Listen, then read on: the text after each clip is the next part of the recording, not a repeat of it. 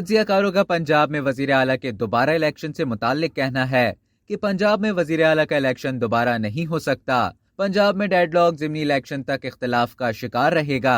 तज्जियाकारों ने मुशर्रफ के हवाले से कहा कि परवेज मुशर्रफ की तरह नवाज शरीफ भी सजा याफ्ता हैं। नवाज शरीफ के साथ जो इंसानी हमदर्दी दिखाई गई वो परवेज मुशर्रफ के साथ भी होनी चाहिए। मजहर अब्बास का कहना था कि स्पीकर सूबाई असेंबली खुद भी आईजी पुलिस और चीफ सेक्रेटरी को बुला सकता है।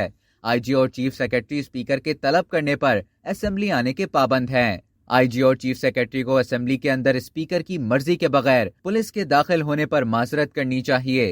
पंजाब असेंबली में ज़िमनी इलेक्शन से कबल सूरत हाल तसादुम की तरफ जाती नजर आ रही है। सुहेल वड़ाइच ने कहा कि पंजाब में वजीर आला का इलेक्शन दोबारा नहीं हो सकता। पंजाब में डेडलॉक ज़िमनी इलेक्शन तक इख्तिलाफ का शिकार रहेगा। ज़िमनी इंतखाबात में अपोजिशन ज्यादा नशिस्तें जीत गई तो हमजा शहबाज का वजीर आला रहना मुमकिन नहीं होगा।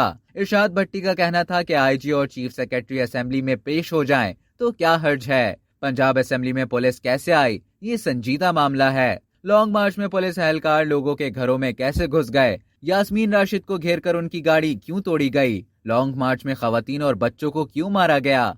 आईजी और चीफ सेक्रेटरी असेंबली में बता दें उन्होंने कानून के मुताबिक ये सब किया, बात खत्म हो जाएगी। अब तक के लिए इतना ही। मजीद खबरों और न्यूज अपडेट्स के लिए डेली जंग को सब्सक्राइब करना ना भूलिए।